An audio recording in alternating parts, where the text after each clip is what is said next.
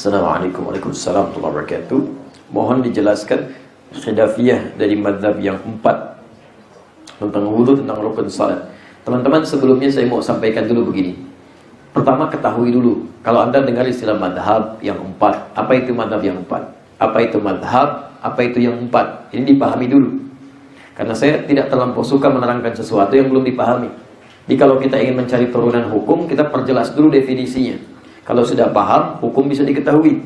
Sekarang banyak menyebar istilah-istilah, disampaikan tapi nggak ngerti artinya. Saya pahami, lihat ada masalah-masalah yang menyebutkan kalimat-kalimat. Ada sekarang bilang Wahabi, ada bilang misalnya mazhab, manhaj, macam-macam. Ya, saya manhajnya beda dengan dia. Masya Allah, padahal nggak ngerti apa kata itu manhaj. Kalau beda, berarti bukan muslim. Awas hati-hati itu. Bisa fatal itu akibatnya. Ya, ada orang sekarang semangat. Saya pernah waktu pertama kali datang mengajar di Indonesia, ya setelah selesai di majlis ummahat ibu-ibu, ada yang mengatakan jazakillah khair Ustaz. Masya Allah. Saya balasnya bingung itu. Balasnya bingung ya. Karena biasanya dalam bahasa Arab, sepanjang saya berada di Timur Tengah, belajar di sana, nggak pernah ada perempuan mengatakan jazakillah. Atau bapak-bapak. Karena ki itu untuk perempuan, ka untuk laki-laki. Ka, makanya a itu selalu identik dengan laki-laki. I identik dengan perempuan. A, fathah, yang terbuka, kuat. Makanya sifat laki-laki itu selalu terbuka, kuat. Ya, nasab, tayyib. Harokatnya a. Kamu, apa bahasa Arab untuk laki-laki? Anta, a, gitu kan? Perempuan beda. Dia lebih menggunakan sesuatu yang tipis, lembut. Harokat tipis, lembut disebut dengan kasrah, pecah, i. Makanya perempuan bicara lebih halus, i. Bahkan di peran apapun, Anda lihat misalnya acara di TV kan, peran-peran horor, hantu malam, macam-macam gitu kan, pasti suaranya kecil, i. Dan gak ada yang perankan laki-laki, pasti perempuan tuh. Silakan cek dia, i. Bukan menuju kepada perannya Bu ya, tapi suaranya halus, tipis, kecil. Ya, kasrah itu namanya. Jadi kalau ibu di Lewi Panjang, habis pengajian pulang malam-malam dia jam 12, lewat sini ada suara di atas dia kan, nggak usah takut, bilang aja kasroh ya. Jangan, udah gitu aja gitu kan. Taib. Nah sekarang jazakillah itu untuk perempuan gitu kan. Jadi saya ketemu Ustaz jazakillah khair, masya Allah, bingung kita gitu kan. Nah kita laki-laki gitu kan. Kalau ibu kepada laki-laki ucapkan jazakallah, antum laki-laki ke perempuan ucapkan jazakillah, itu baru nyambung. Ya jelas ya. Taib. Alhamdulillah. Sekarang kita lihat mazhab dulu, apa itu mazhab ya. Mazhab. Terus antum sebutkan 4. Siapa yang 4 ini? Dulu kan? Baru kemudian masuk ke ikhtilaf. Apa itu ikhtilaf? Apakah setiap mazhab ada ikhtilaf? Atau jangan-jangan gak ada ikhtilaf, cuma antum yang pada ikhtilaf? Itu yang aneh. Ya. Imamnya mengajarkan gak ada masalah, gak ada perbedaan, justru murid-murid yang belajar malah yang banyak perbedaan. Itu yang agak membingungkan. Ya. Mazhab. Kalau Anda belajar madhab, itu harus tahu manhaj dulu. Manhaj. Manhaj itu asalnya dari kata nahaja, jalan yang lurus, terang, nyambung. Manhaj, yaitu cara belajar yang memiliki jalan tersambung kepada Nabi. Cara mengambil pengetahuan. Jadi Nabi pernah mengajarkan sallallahu alaihi wasallam Al-Quran, diperjelas dengan sunnahnya, sampaikan kepada kalangan sahabat. Ada sahabat di sini, al-ashab. Oleh sahabat dipelajari, sampaikan pada generasi setelahnya, tabi'in. Sampaikan pada generasi setelahnya, tabi'in, sampai terus ke kitab, saya kan? Nah, ini pelajaran-pelajaran ini, kalau kita pelajari, ini jalur belajarnya ini, jalannya ini disebut dengan manhaj. Riwayatnya disebut dengan sanad. Pelajaran yang beriwayat itu disebut dengan isnad. Paham sampai sini? Nah, jadi ketika Nabi mengajarkan Al-Quran, mengajarkan sunnah, semua pelajarannya disebut dengan manhaj. Semuanya. Nah, Anda mesti pahami dulu sebentar. Lihat sini ya. Ajaran dari Nabi yang disebut manhaj itu punya 2 tipe. Tipe pertama, yang cuman satu dalil, satu contoh. Jadi ketika Nabi ajarkan dari Al-Quran, dari hadis, itu dalilnya nggak banyak, cuman satu. Contohnya pun satu. Misal, Anda sholat ya. Begitu sholat di An-Nasa'i nomor hadis 886. Anda takbir misalnya kan. Begitu takbir, Allah, redaksi hadisnya, fawadu'a, langsung meletakkan fa. Nggak ada jeda, langsung letakkan lapak yang kanan, kafahul yumna alal yusra, di punggung yang kiri begini. Jadi begitu Anda takbir, Allahu Akbar, langsung simpan. Dalilnya cuma satu, contohnya pun satu. Saking jelasnya, di kitab-kitab hadis palsu pun nggak ditemukan. Ya, jadi cuman mengangkat begini, langsung seperti ini. Itu Nabi mengajarkan sahabat satu, tabi'in satu, ulama satu. Ini artinya, kalau cuma ada satu cara, satu dalil, artinya semua umat Nabi bisa melakukannya. Nah, di sini kita nggak boleh kreatif, mencari cara yang lain. Nggak boleh, karena dalilnya cuma satu, contohnya satu, semua dianggap mampu. Kalau ada misalnya orang bertakbir, Allah, hati-hati ya, sekali. Dia mau takbir misalnya. Kemudian saat dia akan bertakbir, misal, ini nggak enak nih, tiap hari kiri terus. Kiri kan petunjuk yang sesuatu yang kotor, kanan itu yang bagus. Lalu dia mulai kreatif, begitu dia mau takbir, dia bertakbir Allah, kirinya jangan dulu masuk, kanan dulu masuk, kirinya kemudian begini baru ditutup misalnya begini. Nah, itu tidak perlu dilakukan. Saya tidak bermaksud untuk mengecilkan, tapi kan kita berlandaskan kepada dalil, kita cari. Saya punya koleksi kitab di rumah hadis, ada 1235 kitab hadis. Saya coba cari dari yang paling sahih sampai yang paling palsu, Pak. Jangankan di yang sahih, Bu, di yang paling palsu aja nggak ketemu. Yang paling palsu, yang berputar begini, di pemalsu hadis pun tidak tertarik memasukkan hadis ini karena saking jelasnya gitu. Anda cari ya, nggak akan ketemu. Kalau nggak percaya silakan pulang dari sini cari, sampai kiamat kurang 2 hari nggak akan ketemu. Ya. Capek Anda cari itu ya. Taib, jadi cukup begitu Anda takbir, cukup begini aja. Ya, Nabi begitu, sahabat begitu, tabiin begitu, ulama begitu. Anda Nabi bukan, sahabat bukan, tabiin bukan, itu kan? Anda aneh sendiri. Yang salah bukan yang lain. Anda yang mungkin perlu belajar lebih baik. Tapi kalau ada yang menemukan begitu, jangan langsung dipersalahkan. Mungkin karena belum tahu ilmunya. Ya, belum tahu ilmunya. Yang belum tahu bukan dimarahi, tapi diajarkan dengan cara yang lembut. Paham sampai sini? Tayyib. Ada yang kedua. Yang kedua itu ta'addud al-adillah. Dalilnya banyak. Contohnya banyak.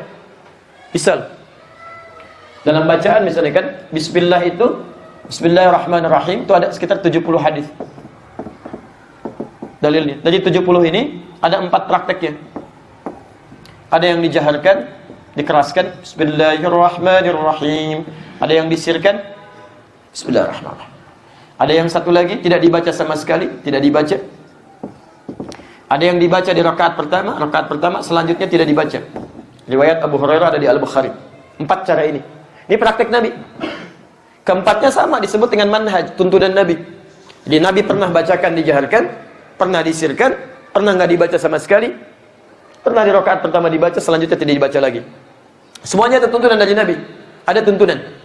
Lalu kemudian, semua 4-4-nya ini, kalaupun dipraktekkan dalam praktek sholat kita, dipilih salah satunya, ya, ini semua 4-nya disebut dengan manhaj, tuntunan dari Nabi. Anda boleh pilih. Karena tidak setiap orang bisa melakukan yang sama. Jelas ya? Tapi ketika Anda memilih salah satu dalam praktek sholat, dan memang Anda harus pilih satu. Gak mungkin Anda praktekkan keempat-empatnya. Gak bisa, Ustaz. Saya pengikut sunnah Nabi yang paling lengkap. Saya ingin praktekkan semuanya, sehingga semua manhaj dari Nabi bisa. Jadi imam dia. Imamnya maghrib lagi, Masya Allah. Allahu Akbar. Bismillahirrahmanirrahim. Bismillahirrahmanirrahim. Tidak dibaca sama sekali. Enggak bisa. Harus pilih salah satu. Anda pilih salah satu. Enggak mungkin. Jadi Nabi saja memilih salah satu. Masa Anda yang bukan Nabi mau keempatnya? Jangan terlampau soleh di sini. Ya. Nah, ketika Anda ingin pilih salah satu di antara yang 4 ini, maka Anda mau pilih satu nih. Mana yang saya condong? Yang mau saya pilih. Cenderung kepadanya, dhahaba ilaihi. Ini nih dalilnya menurut saya yang paling kuat, saya mau pakai. Dhahaba ilaihi. Apa yang cenderung saya ingin ambil? Kalimat ini cenderung agak panjang kalau bikin istilah dalam fikih. Ma dhahaba ilaihi Syafi'i. Apa yang diambil oleh Imam Asy-Syafi'i? Ma dhahaba ilaihi Ahmad. Apa yang diambil oleh Imam Ahmad? Ma dhahaba ilaihi misalnya, macam-macam kepanjangan. Maka dalam istilah Arab juga punya istilah singkatan, taksir namanya. Ma dhahaba ilaihi disingkat jadi madhab. Di Arab ada singkatan. Ada. Alhamdulillahirrabbilalamin. Singkatan istilahnya hamdalah. Bismillahirrahmanirrahim. Basmalah. La hawla wa la quwwata illa billah. Hawqala. La ilaha illallah. Tahlil. Allahu Akbar. Takbir. Ada singkatan. Ketika disebutkan singkatannya, yang dimaksud isinya. Ini kita sudah taklim hampir 2 jam, Bapak Ibu sekalian. Kita cukupkan dulu dengan sama-sama mengucapkan hamdalah ya. Hamdalah. Tidak. Alhamdulillahirrabbilalamin. Ketika Anda sebutkan madhab, yang dimaksud bukan madhab, ma dhahaba ilaihi. Apa yang cenderung dipilih dari ajaran-ajaran Nabi SAW. Jadi ingat, madhab itu bukan pendapat, bukan kelompok, bukan aliran.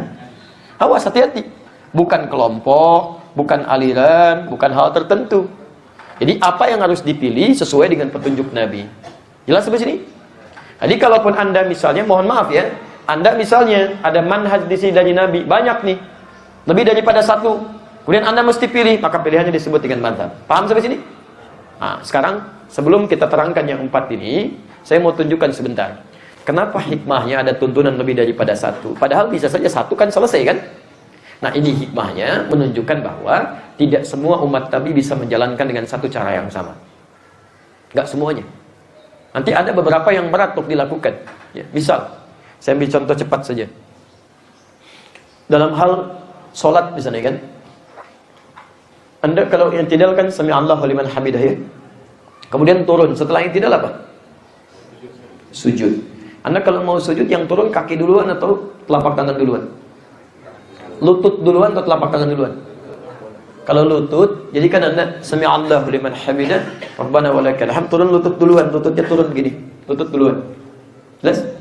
Ada yang telapak tangan duluan, telapak tangannya nempel baru lututnya. Anda pilih mana, lutut atau telapak tangan? Yang lutut angkat tangan. Yang telapak tangan? Yang tidak, kedua-duanya. Baik. Iya.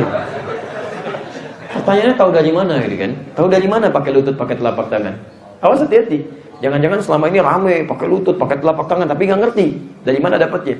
Ternyata dua-duanya ditemukan. Yang pakai lutut itu ada di hadis riwayat Abu Daud, nomor hadis 838 dari sahabat Wa'il bin Hujur, posisi paling kanan sebelah bawah. Yang pakai telapak tangan dari sahabat Abu Hurairah. Terdapat di Abu Daud juga kitab hadis yang sama. Nomor hadis 840 sampai 841. Cuman beda 2 nomor, posisi paling kiri sebelah atas. Cuman beda 2 nomor, dua-duanya sahih. Nah, kenapa itu dicontohkan oleh Nabi? Wa'il pernah melihat Nabi di awal masa sholat ketika turun pakai lutut. Di akhir masa sholat dilihat oleh Abu Hurairah turun pakai telapak tangan. Ternyata Nabi menunjukkan kemudahan dalam ibadah. Karena tidak semua orang bisa menggunakan satu cara yang sama. Dan cara sujud itu cuma 2, kalau nggak pakai lutut, pakai telapak tangan. Jadi kalau antum bermasalah telapak tangannya, gunakan lutut, yang nggak ada masalah. Kalau Anda bermasalah lututnya, gunakan telapak tangan. Ini bukan untuk diperselisihkan. Ya, awas, dua-duanya benar. Yang salah yang pakai kepala duluan. Belum apa-apa udah rame gitu kan? Udah rame gitu. Nah, ini poinnya. Jadi kalau Anda menemukan menggunakan pakai lutut, artinya dia mudah menggunakan itu. Ibnu Qayyim al-Jauziyah menggunakan lututnya menulis sifat salat Nabi. Syekh Al-Albani menulis sifat salat Nabi, mempopulerkan telapak tangan. Karena kalau orang sudah mulai ikut ulama, dia lupa dengan yang lainnya, pengen ikut. Kalau lutut yang bermasalah mau pakai apa nanti? Jelas kan? Baik, dan di sini nanti pilihannya nanti ada di kajian fikih ikhtilaf di sini. Jadi teman-teman sekalian, ini kelihatan seperti mudah, tapi kadang-kadang sensitif. Ya, saya pernah mengatasi persoalan tuh di Bekasi. Suami istri gara-gara persoalan lutut dengan telapak tangan, nggak tegur sapa semalaman. Suami pulang dari kantor, masya Allah, ya, dia terlambat pulang karena macet, qadarullah, kan? Kemudian sholat di rumahnya Isya, istrinya sudah sholat. Begitu turun melihat suami turun dengan lutut duluan.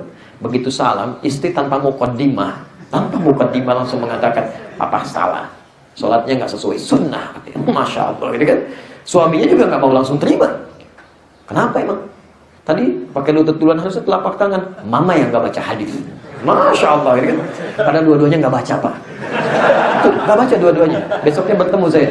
Jadi perempuannya belajar di guru yang satu, laki-laki yang belajar di guru yang lainnya.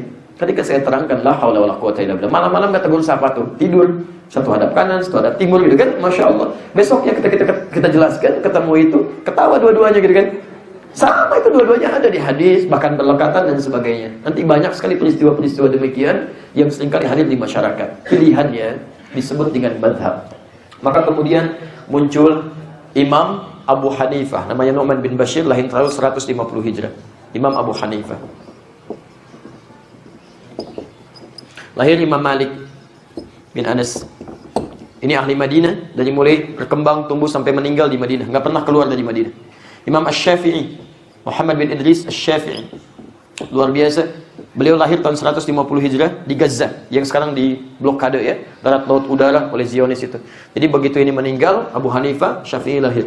Dan Imam Ahmad bin Hanbal, masuk muridnya Imam Asy-Syafi'i. Nah, ini keempat-empatnya ulama yang lahir di abad kedua Hijrah, di awal kedua Hijrah, hidup di sekitaran itu sampai wafatnya. Ini orang-orang saleh, orang-orang mulia, ilmunya banyak. Ini yang merangkum manhaj Nabi SAW dari generasi sebelumnya. Jadi banyak para ulama yang lain, tapi ini yang paling unggul. Mereka menuliskan di kitab mereka. Ini tuntunan dari mulai taharah, salat, muamalah, macam-macam di kitab mereka lengkap. Tapi ketika mengajarkan pada muridnya, diajarkan semuanya, tapi kan mesti pilih satu untuk ibadah, untuk praktek. Maka pilihannya disebut dengan apa tadi? Madhab. Maka muncul istilah madhab Abu Hanifah, disingkat madhab Hanafi. Jelas ya? Pilihan Imam Malik disebut madhab Maliki, madhab Syafi'i, madhab Hambali dari Ahmad bin Hanbal, madhab Hambali. Jadi kalau dengan istilah madhab, itu bukan berarti, mohon maaf, pendapat pribadi, bukan. Itu memilih satu di antara tuntunan yang ada. Dan kita kalau mau belajar, nggak mungkin langsung ke Nabi, pasti lewat sini. Ya, karena ajaran-ajaran ini dikodifikasi, dituliskan, dihimpun, diajarkan dari sini semua, turun ke bawah. Nyambungnya pasti ke sini juga. Imam Al-Bukhari nulis hadis, tapi beliau belajar kemana? Jalurnya Syafi'i.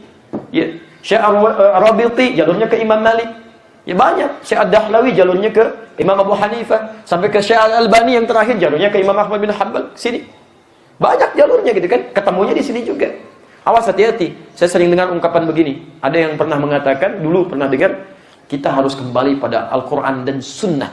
Ya, tinggalkan madhab. Yang penting Quran dan Sunnah. Masya Allah. Anda pernah ketemu Nabi? Anda mau belajar langsung dari Nabi, hadis, pernah ketemu Nabi? Nggak mungkin. Yang sampai ke kita kan lewat sini. Ini yang mengajarkan. Ini pasti lewat sini. Ya, jadi nggak mungkin kita mendapatkan ajaran dari Nabi kecuali lewat jalur yang ini. Yang tidak boleh itu fanatik terhadap salah satu mazhab. Itu yang nggak boleh. Kalau Anda ingin amalkan, silahkan. Kemudian diskusi dengan pengetahuan, saling melengkapi, bersinergi, tambah ilmu masing-masing. Tapi kita nggak bisa memaksakan pendapat orang lain untuk dipakai oleh kita. Tidak. Termasuk memaksakan pendapat kita pada orang lain. Kalau sama-sama satu manhaj, maka antum punya kewajiban untuk bersinergi di situ. Jangan rame. Ya. Sama-sama satu manhaj, walaupun mazhabnya bisa beda. Tapi kalau beda manhaj, di situ ada peluang dakwah dengan lembut. Kalau sudah beda manhaj, itu keluar dari Islam. Ya. Ahmadiyah, manhajnya sudah lain. Nabinya pun beda. Nabinya beda. Ahmad, Nabi kita Muhammad, Nabi dia Ahmad, itu kan? Sudah lain. Jadi kalau ada orang nebeng kepada Islam, manhajnya sudah beda, ini yang keluar. Tapi kalau mazhabnya berbeda, karena pilihan kemudahan masing-masing, jangan dipersoalkan. Karena mungkin dia mendapatkan kemudahan dari situ yang tidak sama dengan kita. Jelas ya? Nanti kajiannya di fikih ikhtilaf nanti. Nah, makanya tambah pengetahuan untuk melengkapi satu dengan yang lainnya. Ya, misal antum bangun i'timad, ada yang begini, kan? Ada yang begini dikepalkan. Mungkin beda pendapat, tapi turunan hadisnya ada di situ. Jangan sampai jadi ribut. Ya, di Jakarta pernah ada keributan tuh, diskusi, jadi rame, berselisih di situ. Yang benar, yang sunnah begini katanya, bukan yang begini. Yang kata yang begini, kamu yang salah. Sunnah yang benar tuh mengepal begini. Masya Allah. Sudah berapa agak lama, tiba-tiba yang mengepal ini berubah jadi begini. Ditanya, bingung. Kamu kenapa kok jadi begini sekarang? Nggak dijawab. Diperhatikan ternyata dulu kan lagi musim akik tuh, pakai akik ya ke sini cukup besar, pas begini agak susah kali kan, jadi berubah jadi begini. Kadang-kadang situasi-situasi yang Allah kembalikan pada kebaikan-kebaikan. Baik.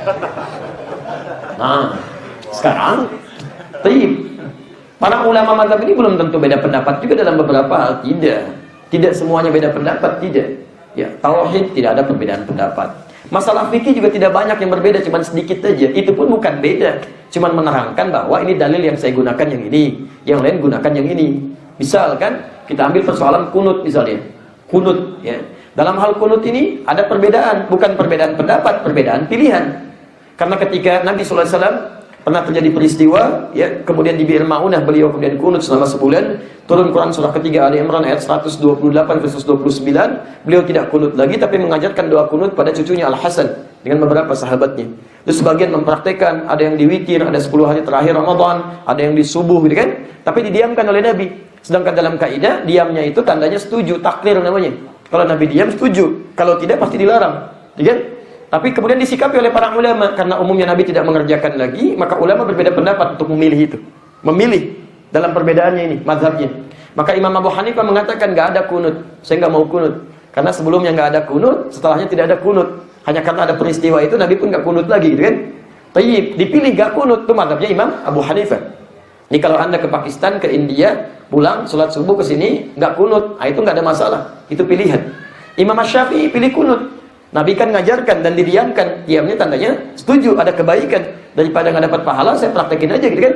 Imam Malik juga kunut sebelum ruku disirkan, Imam Syafi'i kunutnya ba'da ruku, saatnya tidak, setelah i'tidal dijaharkan. Kemudian Imam Ahmad bin Hanbal menengahi, beliau melihat, menganalisis. Dikat Nabi kunut saat ada peristiwa besar terjadi, butuh doa, sebelumnya nggak kunut. Setelah peristiwa itu selesai, umumnya beliau tak kunut lagi. Ini menunjukkan kunut itu disyariatkan kalau ada peristiwa besar terjadi membutuhkan doa.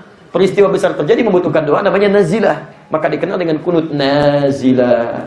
Jelas di sini? Baik, itu pendapat pilihan mazhab dari keterangan Nabi. Karena di zaman Nabi pun variatif. Ada yang mempraktikkan sahabat, ada yang nazilah, ada yang tidak sama sekali. Nabi mendiamkan itu. Nabi aja mendiamkan, masa antum rame? Kan antum bukan Nabi, bukan Rasul, jadi pada rame begitu. Kenapa? Dan gak ada hubungan dengan NU dan Muhammadiyah. Yang kunut itu NU, yang tidak kunut Muhammadiyah. Masya Allah, zaman Nabi kan gak ada itu. Zaman Nabi belum ada. Ormas itu untuk memudahkan kita membangun sinergi. Mesti ada ormas untuk mempercepat pembangunan sinergi, meluaskan nilai Islam. Tapi jangan dijadikan lahan untuk berselisih. Ya, saya pernah tugas di Mekah tahun 2010 itu. Tiba-tiba Isya, imamnya kalau tidak perlu Syekh Sudais pada waktu itu. Bismillahnya kan disirkan di sana. Bismillahirrahmanirrahim. Alhamdulillahi Rabbil Alamin. Iki Muhammadiyah. Ini imamnya Muhammadiyah kan? Masya Allah. Dan besoknya tidak kunut kan? Apa saya bilang Muhammadiyah? Nah, jadi ada beberapa hal yang sering terjadi, yang sering salah persepsi di sini. Tapi yang paling aneh, kenapa saat di Mekah semuanya tidak ada masalah? Diimami oleh orang yang tidak kunut, gak ada masalah. Kenapa pulang jadi pada ramai lagi? Nah, ini artinya ada taklim harus meluas dalam kebaikan. Jelas ya? Baik. Dulu saya di Tripoli ada seseorang ketua PBNU mengatakan, alhamdulillah Ustaz, di Indonesia sekarang sudah kompak. Alhamdulillah, saya bilang. Kenapa? Subuhnya udah gak pakai kunut sekarang. Kok bisa? Karena masing-masing gak pada ke masjid, salatnya pada di rumah, ya kan? Dalam wudu, apakah ada pendapat? Enggak ada pendapat, perbedaan pendapat dalam wudu. Semua sepakat pada hal 4 yang pokok. 4 yang pokok mesti dibasuh. Apa 4 yang pokok itu? Ada di Quran surah ke-5, ayat yang ke-6, ya kan? Posisi paling kiri sebelah atas. Ya ayyuhalladzina amanu idza qumtum ila shalah faghsilu wujuhakum, basuh wajahnya. Ya, kemudian wa aydiyakum ilal marafiq, tangan sampai siku. Ingat, bukan siku ke tangan. Bukan keran dibuka, siku dibeginiin, bukan. Ambil airnya tangan ke siku. Wamsahu bi ru'usikum, kemudian usap kepalanya. Wa arjulakum ilal ka'bayn, kaki sampai kemudian mata kakinya. 4 ini enggak ada perbedaan. Jadi tidak setiap ada proses ibadah mesti ada perbedaan, tidak. Semua sepakat di sini, disebut dengan ijma dalam yang 4 ini. Tapi dalam sunnahnya, di sini kemudian sunnah terjadi pandangan-pandangan untuk melengkapi. Kumur-kumur misalnya kan, istinsyak, sepakat kumur-kumurnya, istinsyaknya, istinfarnya. Tapi dalam caranya bagaimana? Ada yang berpendapat sambil menggosok gigi, gitu kan? Ada yang harus menggunakan siwak, ada yang boleh menggunakan jarinya saja. Itu gak ada masalah. Ada yang berpendapat kalau airnya itu ketika membasuh telinga, sunnahnya, ada yang langsung dari kepala langsung ke telinga. Ada yang berpendapat boleh ambil air lagi kemudian dibasuhkan. Itu pendapat yang ringan. Ikhtilaf yang ringan, gak ada masalah di sini. Jadi tidak semua dalam masalah-masalah wudu ataupun masalah-masalah ibadah mesti ada perbedaan pendapat di situ. Rukun wudu sepakat semua, gak ada masalah di sini. Jelas ya? Baik.